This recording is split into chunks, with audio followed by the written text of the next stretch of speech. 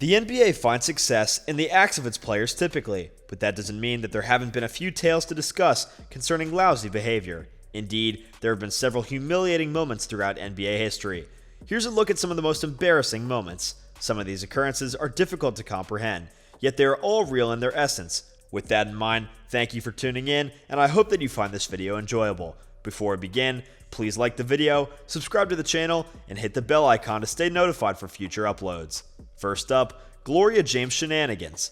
Gloria James, mother of St. Vincent High School's LeBron James, cheers on her son during the 9th annual Pango's Dream Classic game versus Mater Dei High School on January 4, 2003 at UCLA's Pauley Pavilion in Los Angeles. The matriarch of the LeBron James family hasn't exactly helped LeBron reclaim the followers he lost when he moved to Miami. Gloria, LeBron's mother, has made news for all the wrong reasons far too often. She was also alleged to be having a sexual relationship with guard Delonte West. Most recently, she was caught on tape assaulting a valet worker in Miami. Next up, the decision. On July 8, 2010, LeBron James attends the LeBron James pre-decision meet and greet in Greenwich, Connecticut.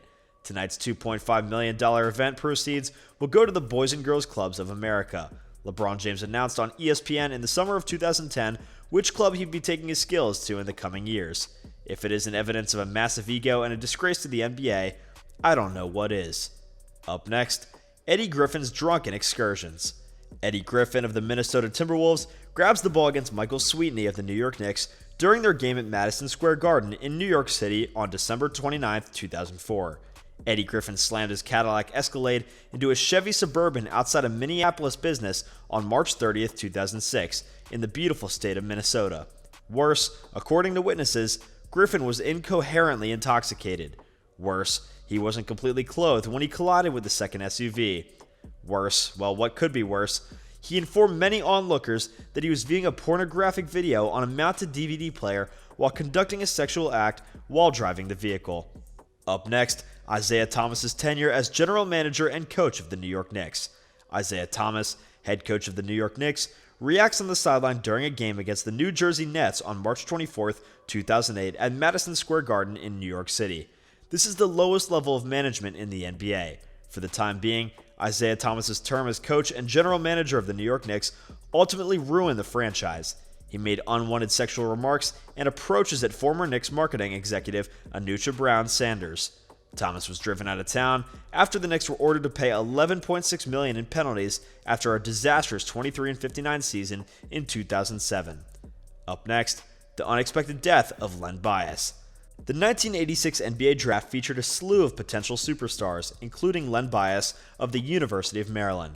Bias was back in school the next night after being picked second by the Boston Celtics when he consumed cocaine, which caused cardiac arrest.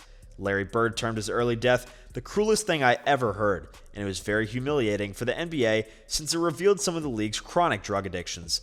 I'm not suggesting Bias's death was humiliating, but the aftermath and the fact that the NBA had to reconsider what type of role models they were promoting is. He is possibly basketball's greatest what-if player of all time. Up next, Latrell Sprewell's family is hungry. Latrell Sprewell looks on during a break-in play against the Los Angeles Lakers on March 31, 2005 at the Staples Center in Los Angeles. Latrell Sprewell was given a 3-year, $21 million deal after a strong season in Minnesota. The issue is that Sprewell didn't think that this was very charitable, stating that, "Why would I want to assist the Timberwolves in winning a championship? They're not helping me at all. I'm putting a lot on the line here. I have a family to feed." Needless to say, the Wolves did not, bringing an end to Sprewell's NBA career. This, however, cannot be Sprewell's worst moment in his career.